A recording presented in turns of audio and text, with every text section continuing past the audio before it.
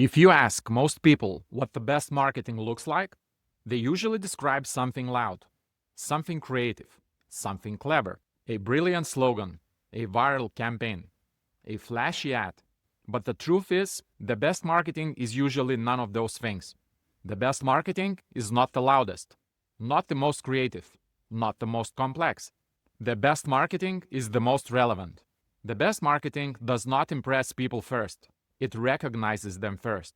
And in this video, I'll show you why relevance is the real engine of persuasion, and how the best marketing creates the moment when someone instantly feels, wait, this is exactly my situation. Because that moment is where persuasion actually begins. Not when people admire your marketing, but when they recognize themselves inside of it. That moment is the foundation of what selling really is. And once you understand how that recognition works psychologically, you'll start seeing why most marketing fails and why the best marketing feels almost impossible to ignore. Which brings us to something most people misunderstand. People often say marketing is about selling, and the word selling has developed a strange reputation. Many people associate selling with manipulation, pressure, tricks, persuasion tactics. But the most effective selling is actually much simpler than that. Selling is not manipulation. Selling is clarity. People do not trust marketing that sounds smart. They trust marketing that feels true. And it works when a message does 4 simple things. First, it describes the situation someone is already experiencing. Second, it names the frustration they feel. Third, it explains why that frustration exists. And fourth, it shows that the situation can actually change. That's it. When those 4 things happen, something very interesting occurs psychologically. The audience stops asking, do I trust this message? And starts thinking, finally, someone understands this problem. That shift creates trust. And trust is the foundation of persuasion. But here's the problem. Creating that kind of clarity requires something most companies never develop: deep understanding of their audience. The best marketing works because it mirrors reality, not marketers' imagination, not the company's internal narrative, but the actual lived experience of the audience. When marketing describes a problem using the same words someone would use themselves, the brain reacts instantly. Recognition happens. And recognition is powerful, because when people feel understood, their skepticism drops. They stop resisting the message, and they start leaning into it. Think about the last time you've read something and thought, this describes my exact situation. You didn't feel sold to. You felt seen. Recognition lowers resistance faster than persuasion tactics ever can. That feeling creates attention. It creates engagement. And most importantly, it creates trust. But reaching that level of relevance requires understanding something deeper than what most companies rely on, which is demographics. Most marketing strategies begin with demographics: age, income, gender, location, education. And while demographics describe who someone is, they don't explain how someone thinks.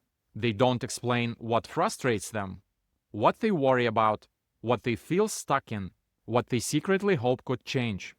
That deeper layer is called psychographics. Psychographics describe things like beliefs, motivations, fears, frustrations, desired outcomes, identity. Psychographics explain why people care.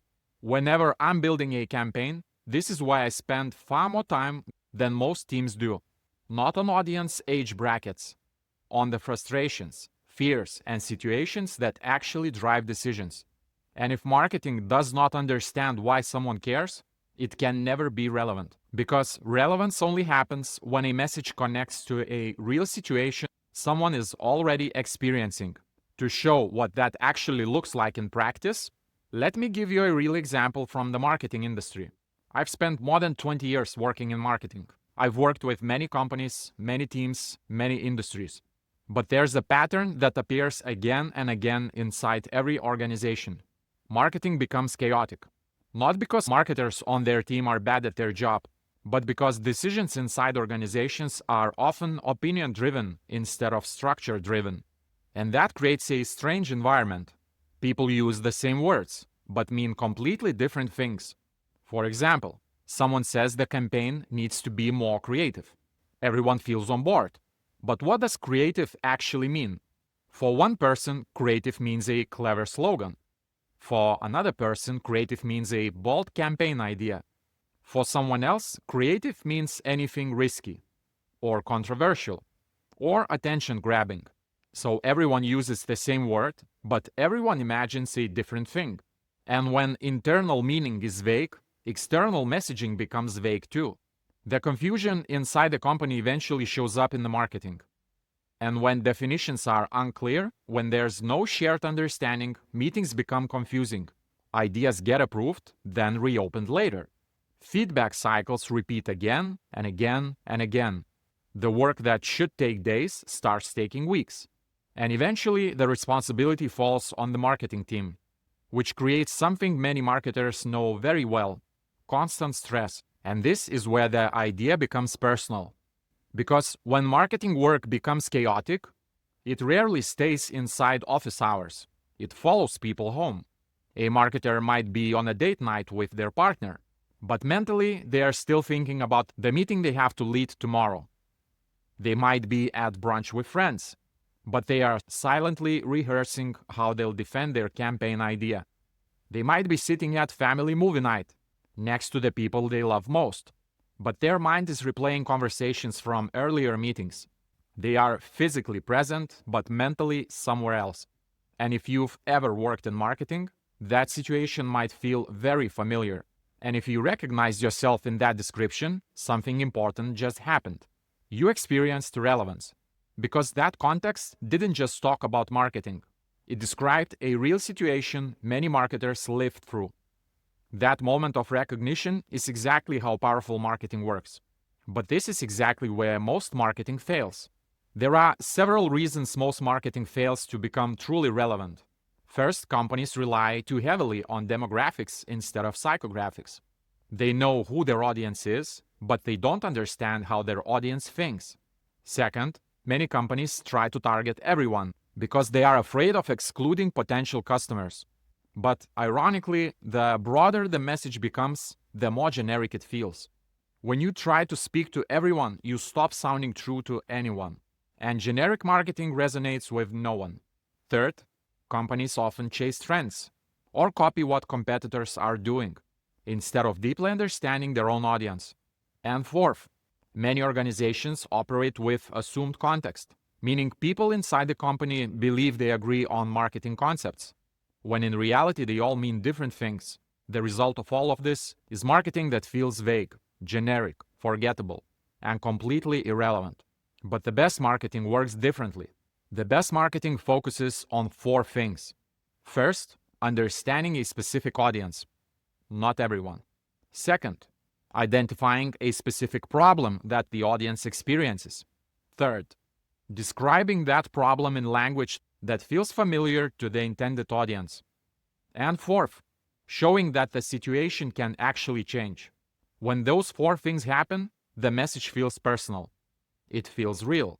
And most importantly, it feels trustworthy, because the audience thinks, if they understand the problem this well, maybe they also have the solution.